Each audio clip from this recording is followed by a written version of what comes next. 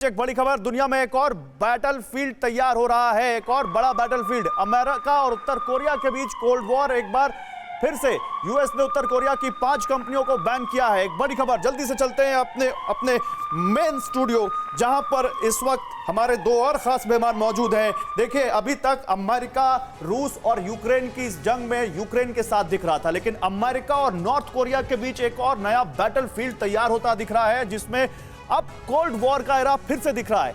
उत्तर Korea की 5 कंपनियों को बैन कर दिया है अमेरिका ने, और इन कंपनियों पर मिसाइल प्रोग्राम को बढ़ावा देने का आरोप है। लगातार नॉर्थ कोरिया अपने मिसाइल प्रोग्राम को आगे बढ़ा रहा है। अमेरिका को जल्द से जल्द जवाब दे सकता है नॉर्थ कोरिया। वो जवाब किस सूरत में होगा, उसका क्या तरीका होगा, ये देखना होगा। लेकिन नॉर्थ कोरिया पर अमेरिका ने एक बार फिर प्रेशर बढ़ा दिया है। शैलन जी, आपका क्या कहना है इस पर? देखिए, जहाँ तक यूएस का बेसिक कंसेप्ट है, वो कंसेप्ट ये है कि दूसरी कंट्रीज के ऊपर प्रतिबंध लगाओ, छोटी कंट्रीज को। नॉर्थ कोरिया तो बड़ा रोग कंट्री है। मैं इसी पर आ रहा हूँ। और छोटी कंट्रीज को इंसाइट करो सो दैट वो बड़ी कंट्रीज के साथ लड़ाई लड़े और आपके हथियार वहाँ पर टेस्ट हो जाएं। 1 सेकंड के लिए मैं आपका समय लूँगा। इंफॉर्मेशन वॉरफेयर क्या थी कि जी फॉस्फोरस इस्तेमाल किया गया केमिकल बॉम्ब में। क्या है वो फॉस्फोरस? मैं आपके सामने खड़ा हूं, जनरल चतुर्वेदी गनर ऑफिसर है, वो बताएंगे। हम अपने प्रैक्टिस कैंप में स्मोक WP एमिनेशन इस्तेमाल करते थे। वाइट फॉस्फोरस आपके लिए नुकसानदेह जब है जब उसकी इंटेंसिटी बढ़ जाती है। क्या वो इंटेंसिटी अमेरिका बता पा रहा है? मुझे बताइए। केमिकल वॉरफेयर का डर है कि यूक्रेन के ऊपर होने वाला है। आपको कैसे पता चल गया?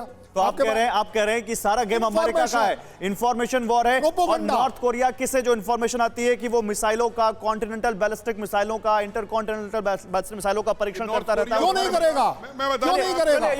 ये बड़ी बहस का विषय, इस पर बात करेंगे। लेकिन इस बीच एक बड़ी खबर, यूक्रेन से इरपिन में तबाही की सबसे लेटेस्ट तस्वीर सामने आ रही है। कीव का आउटस्कर्ट्स है इरपिन शहर में रूस का जबरदस्त अटैक देखने को मिला है। रूस की बमबारी से पूरा इरपिन शहर बर्बाद हो गया है। तो एक और शहर जिसको रूस ने बर्बाद करके रख दिया है। ये तस्वीरें देखिए, ये इरपिन शहर की तस्वीरें हैं। TV9 भारतवर्ष की संवाददाता सुमेरा खान भी इस वक्त यूक्रेन में ही है, लगातार वहां से रिपोर्ट भेज रही हैं। इरपिन शहर पहले नहीं जाने दिया जा रहा था, पत्रकारों को लिमिटेड एक्सेस दी गई, और उसके बाद जो तस्वीरें आ रही हैं वो देखिए, कैसे रूस की बमबारी से पूरा इरपिन शहर बर्बाद हो गया है और वहां पर नेस्तनाबूत हर तरफ करके रख दिया है इमारतों को। रूस ने हर तरफ तबाही के निशान, हर तरफ मलबा, और ऐसा लगता ही नहीं कि यहां पर कभी कोई हंसता खेलता शहर था। यहां के लोग बड़ी अच्छे तरीके से हंसी खुशी अपनी जिंदगी बिताते थे। जैसे लगता है कि ना तो इस शहर में कोई आबादी है अब, और ना ही ये शहर कभी इस तरह सा जिंदा दिल शहर हुआ करता था। ये कीव के बाहर का, कीव के से थोड़ा दूर का शहर इरपिन, जहां पर बर्बादी के निशान चारों तरफ बिखरे हुए। देखिए, बहुत कुछ घट रहा है पूरी दुनिया में बहुत तेजी से। हम नॉर्थ कोरिया की बात कर रहे थे, हम बात कर रहे थे यूक्रेन और रशिया की, तो हम लगातार कर ही रहे हैं बात। लेकिन पड़ोसी देश पाकिस्तान और श्रीलंका में भी बहुत कुछ घट रहा है। श्रीलंका की बात करते हैं। आर्थिक संकट से जूझ रहे श्रीलंका के साथ भारत खड़ा हुआ है। भारत ने पड़ोसी धर्म निभाते हुए मदद का हाथ बढ़ाया है। भारत ने $1 अरब की क्रेडिट लाइन दी है श्रीलंका को। श्रीलंका को भारत से 40,000 टन चावल जाएगा। श्रीलंका में भूखों मर रहे लोगों के लिए बहुत बड़ी मदद का ऐलान भारत ने किया है।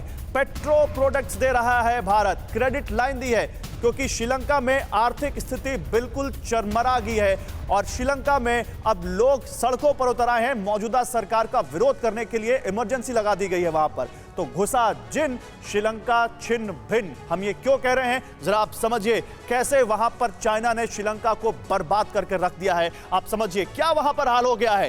एक कप चाय 100 रुपए की मिल रही है श्रीलंका की करेंसी के हिसाब से। चीनी 290 रुपए किलो मिल रही है। आप समझ सकते हैं आप क्या, ये जरा सा इसको महसूस करके आप समझिए कि क्या हालत होगी अगर ये हालत हो जाए आपके लिए। ये हालत है श्रीलंका में। 1600 रुपए लीटर का दूध है, और 1 लीटर दूध का जो पैकेट आ रहा है श्रीलंका में, उसको 10 छोटे छोटे हिस्सों में बांट रहे हैं। 100 ग्राम के दूध के पैकेट बना रहे हैं ताकि लोग खरीद सके। ये हाल है श्रीलंका का। और ये पड़ोसी देश है जहां पर चीन की एंट्री होती है, जिन की एंट्री होती है, और उसके बाद श्रीलंका का क्या हाल होता है। सिलेंडर 5,000 रुपए, 3 बुजुर्ग सिलेंडर की लाइन में खड़े खड़े उनकी मौत हो गई क्योंकि बहुत लंबी लाइन थी और सिलेंडर उनको नहीं मिल रहे थे। पेट्रोल 250 रुपए से ऊपर कीमत हो चुकी है पेट्रोल की, डीजल है ही नहीं, 13 घंटे का कट लग रहा है लाइट का। 176 रुपए प्रति लीटर डीजल हो गया है वहां पर, और डीजल को वहां पर पेट्रोल पंपों पर पेट्रोल डीजल की बिक्री के लिए आर्मी लगानी पड़ी है वहां की सरकार को। ब्रेड 150 रुपए का एक पैकेट। सोचिए जरा, महसूस कीजिए श्रीलंका में इस वक्त चल क्या रहा है। चिकन आम लोगों के बजट से बाहर हो चुका है। ऐसा नहीं है कि लोगों के पास पैसा नहीं है, उनके पास पैसा है, लेकिन वहां की उनके पैसे की वैल्यू ही खत्म हो गई है। बिजली 13 घंटे से ज्यादा की बिजली की कटौती, ये हो रहा है श्रीलंका में। और ये सवाल है कि अगर ये हालात श्रीलंका के हैं तो यहां तक ये क्यों पहुंचे।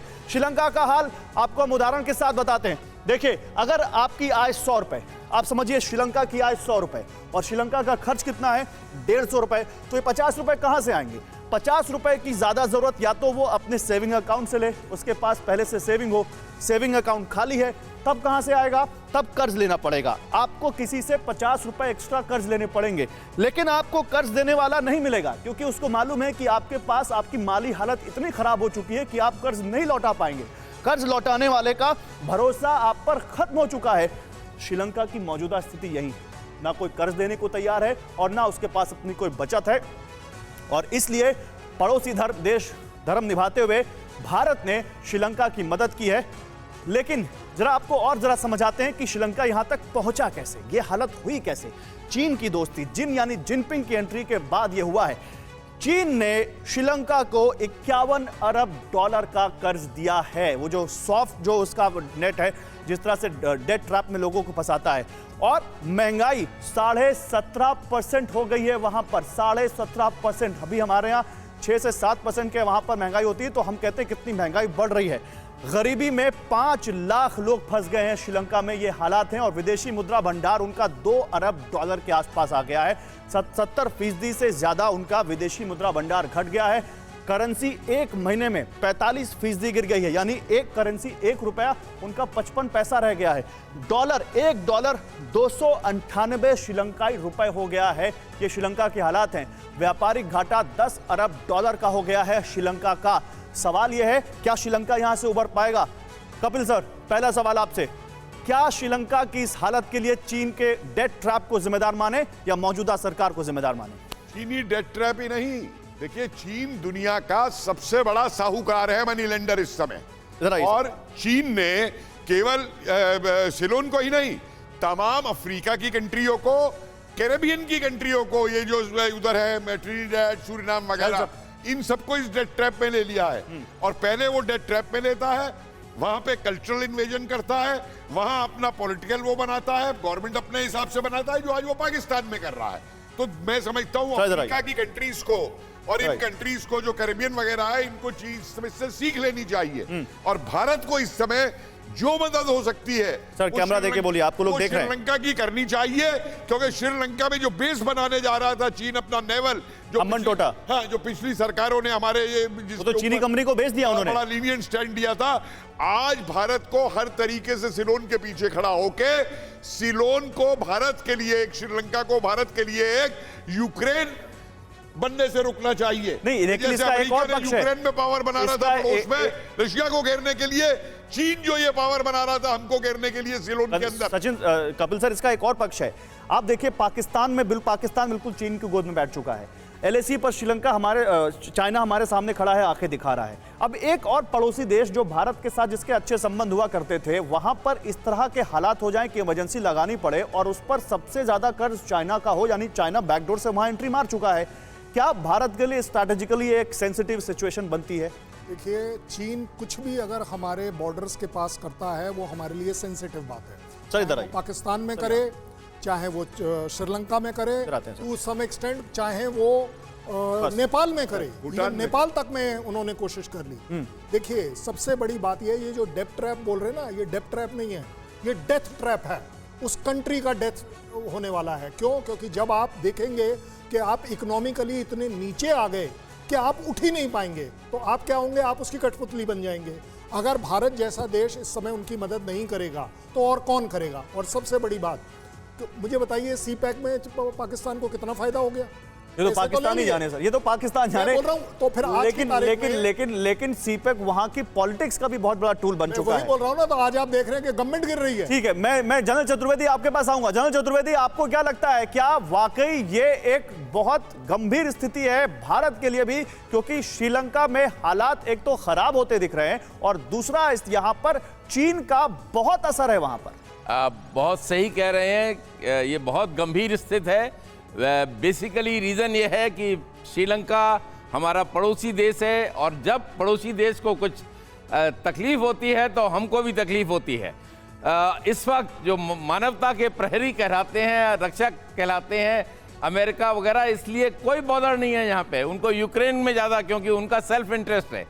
यहाँ पे जो यहाँ पे जो जमींदारी प्रथा पुराने टाइम में होती थी, गरीब किसानों की जमीनें लिखा के उनको आप पैसा उधार देते थे और वो जमीन अपनी कर लेते थे। चीन वही कर रहा है। वही तरह से डेथ ट्रैप जो अभी कल शैलेंद्र ने बोला है, बिल्कुल वही है। और ये हमारे सारे पड़ोसी देश इंक्लूडिंग पाकिस्तान के लिए ये लेसन है। सर, ये बड़ी खबर, आप बड़ी बात कह रहे हैं, मैं आपके पास आता हूं, लेकिन इस बीच एक बड़ी खबर, श्रीलंका दिवालिया होने की कगार पर पहुंच चुका है। आर्थिक संकट से जूझ रहे श्रीलंका में इमरजेंसी लगा दी गई है। इमरजेंसी यानी आर्मी को बेइंतहा अधिकार दे दिए गए हैं। देखते गोली मारने तक के अधिकार हैं आर्मी के पास और बिना किसी अदालत के मुकदमा चलाए लोगों को गिरफ्तार करने तक के अधिकार हैं। राष्ट्रपति के खिलाफ वहां लोगों का गुस्सा फूटा है। देश में लोग सड़कों पर उतरकर विरोध प्रदर्शन कर रहे हैं और ये श्रीलंका की मौजूदा सरकार के लिए बहुत बड़ी चुनौती है कि वो इस देश की आर्थिक स्थिति को कैसे अब वो सुधारें। ये हालात देखिए, ये तस्वीरें देखिए, ये गृह युद्ध जैसे हालात दिखते हैं। ऐसा लगता है कि लोगों ने वहां पर मौजूदा सरकार के खिलाफ अब यलगार बोल दिया है। कैसे वो बस को धक्का देकर वहां पर पलटने की कोशिश कर रहे हैं, हंगामा कर रहे हैं। कोलंबो में, श्रीलंका में राष्ट्रपति भवन के बाहर ये हंगामा हुआ है। जल्दी से ग्रुप कैप्टन देवनाथ से एक रिएक्शन लेना है मुझे।